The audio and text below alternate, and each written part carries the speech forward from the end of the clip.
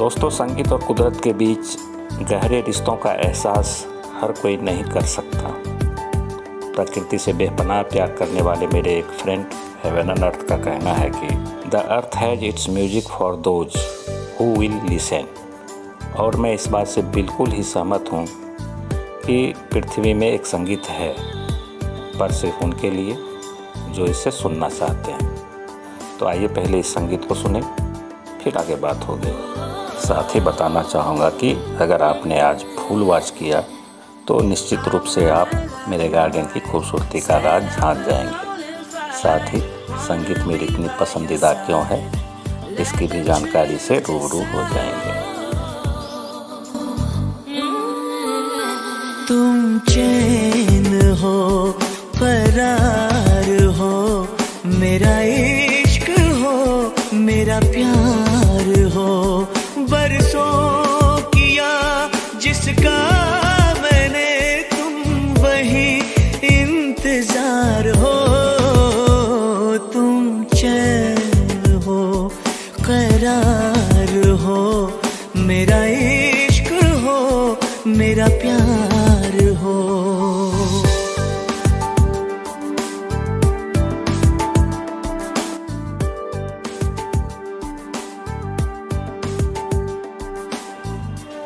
दोस्तों, ये गार्डन मेरा प्यार, मेरा जुनून और मेरे सपनों का साकार रूप है।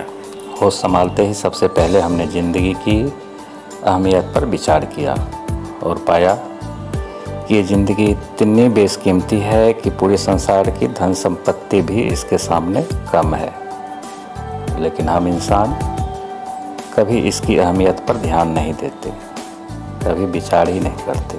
और जब तक हम ये समझ पाते हैं कि ज़िंदगी क्या है, तब तक में आधी से अधिक उम्र ख़त्म हो जाती है और हम औरों पर आश्रित हो जाते हैं। वक्त ऐसा आता है कि हमें अपने सारे शौक़ और सपने को दफन कर देना पड़ता है। और अगर आप ऐसा नहीं करते हैं, फिर तो ताने सुनने के लिए तैयार रहिए कि बुढ़े का शौक़ तो देखो। इसलिए वक्त से पहले अपने सपने को सजा लेना चाहिए। और हमने यही किया। ये सब जो आप देख रहे हो, ये मेरे सपने का साकार रूप है। और ये किसी एक दिन, एक माह या एक साल का नहीं, बल्कि कई वर्षों की मेहनत का परिणाम है, जिसमें मेरा सब कुछ है। मेरा प्यार, मेरा सुकून, मेरी ज़िंदगी, इवन मेरी जान भी इन पेड़ पौधों में बसती है। बचपन में एक किस्सा सुना था कि एक राजा की जान एक तोते में बसती है। अगर राजा को मारना है तो तोते को मार दो। और मुझे लगता है कि मेरी भी जान कुछ इसी तरह इन पेड़ पौधों में बसती है। और मेरे कहने का मतलब आप समझ ही गए होंगे। तो दोस्तों, अपनी जान किसे प्यारी नहीं है। यही वजह है कि मेरे गार्डन का एक एक प्लांट बेहतरीन लुक में नज़र आते देख सकते हो। सॉइल मीडिया और फर्टिलाइज़र के साथ साथ आपके प्यार की भी ज़रूरत है इसे। जब तक आपको इन पौधों से लगाव नहीं होगा, तब तक आप चाहे कैसा भी सॉइल मिक्सचर और फर्टिलाइज़र यूज करो, प्लांट में वो बात नहीं दिखेगी जो दिखना चाहिए। आप जब भी प्लांट लगाते हैं तो सिर्फ एक बार सॉइल मीडिया का प्रयोग करते हैं और फिर कोशिश रहती है कि समय समय पर इसे फर्टिलाइज़र भी देते रहें।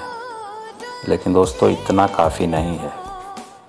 सॉइल मीडिया और फर्टिलाइज़र के साथ साथ सबसे ज़रूरी और अहम बात यह है कि आप इसका ध्यान कितना रखते हैं। ध्यान इसलिए ज़रूरी हो जाता है कि जिस समय प्लांट को पॉट में लगा देते हो, उसी समय इसकी आज़ादी ख़त्म हो जाती है और इन पौधों की ज़िंदगी एक सीमित पॉट में सिमट कर रह जाती है और ये आश्रित हो जाते हैं हम इंसानों पर। ऐसे में आपका प्यार ही आपके फ़र्ज़ को अंजाम देगा। और यहीं से शुरू होती है इन पौधों का सेहत और चमक की राज। पॉट में शिफ्ट करने के बाद इसकी सेहत इस बात पर डिपेंड करता है कि आपने इसका कितना ख्याल रखा। और ख्याल रखने में सबसे ज़रूरी बात यह है कि आप समय पर पानी दे रहे हो कि नहीं। यहीं पर अक्सर लोग गलती कर बैठते हैं, सोचते हैं कि रिच सॉइल मीडिया है, समय पर फर्टिलाइज़र भी दे रहे हैं, पानी भी दे रहे हैं, लेकिन इस बात का ख्याल तो बिल्कुल ही नहीं करते हैं कि पानी समय पर दे रहे हैं कि नहीं। अब आप पहले खुद सोचो कि अगर आपको प्यास अभी लगा हो और पानी शाम को मिले तो क्या हाल होगा आपका।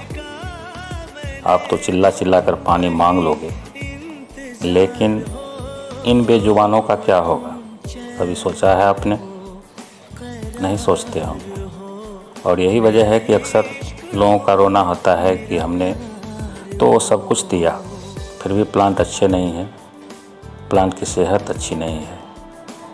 तो दोस्तों, यही राज की बात है कि कोई भी सॉइल मीडिया और फर्टिलाइज़र यूज़ करो, लेकिन समय पर पानी का ध्यान रखो, तभी आप एक कुशल गार्डनर की श्रेणी में आ सकते हो और अपनी पौधों की सेहत को बचा सकते हो। और मेरे गार्डन में पौधों की सेहत का सबसे बड़ा राज यही है कि मैं समय पर पानी देना कभी नहीं भूलता हूँ।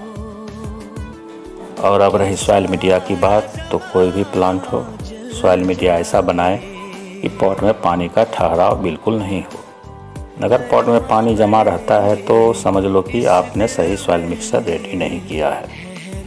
और पानी का जमने का मतलब ये हुआ कि देर सवेर आपके प्लांट का जाना तय है।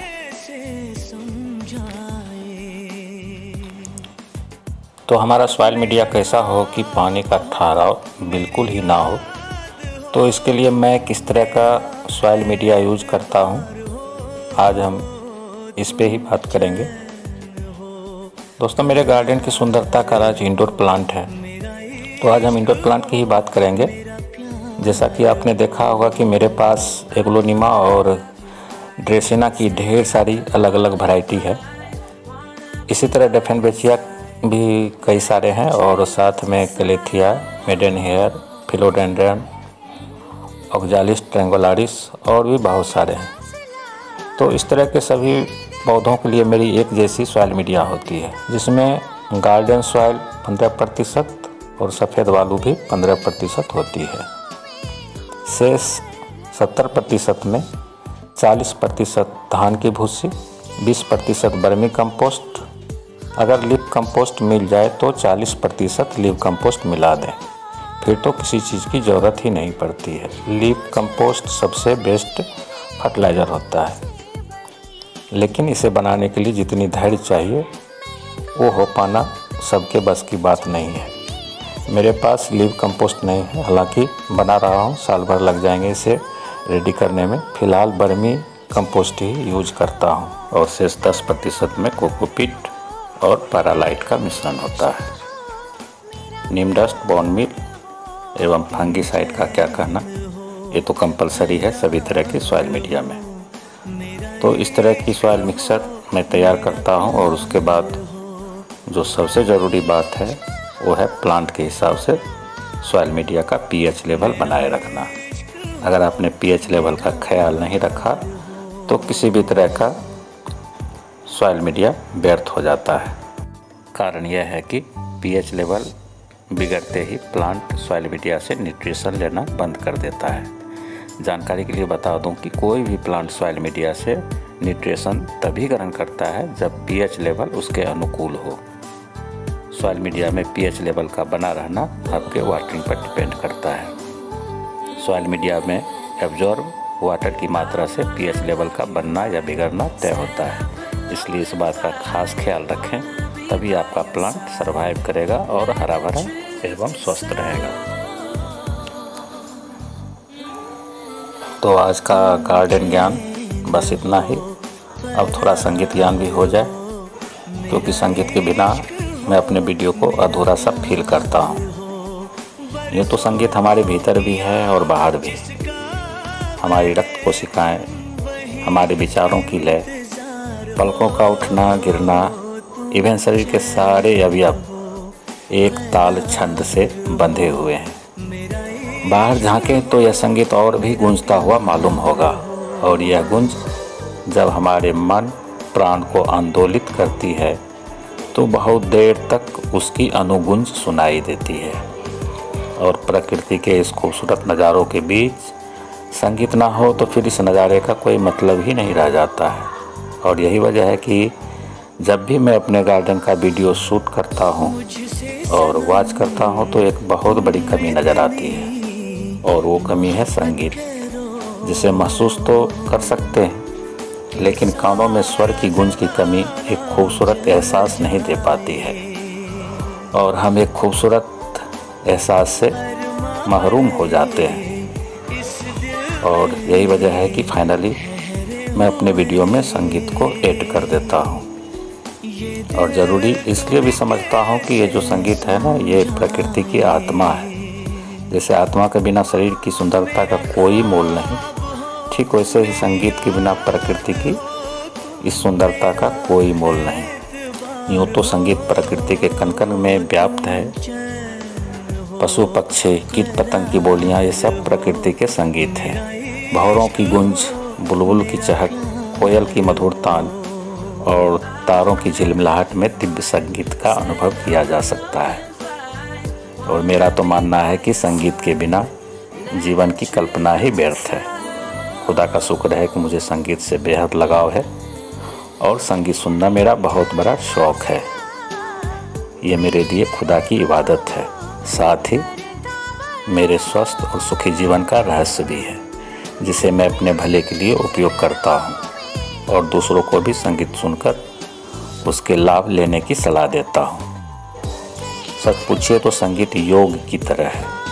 संगीत हमारे हार्मोन संतुलन को बनाए रखने में महत्वपूर्ण भूमिका निभाती है। बहुत कम लोगों को ये पता होता है कि सारी बीमारियों की जड़ हार्मोन संतुलन का बिगड़ना होता है। और मेरा मानना है कि अगर आप संगीत का शौक़ रखते हैं तो निश्चित रूप से स्वस्थ रहेंगे, क्योंकि हार्मोन संतुलन को बनाए रखने के लिए इससे बेहतर विकल्प कुछ भी नहीं है।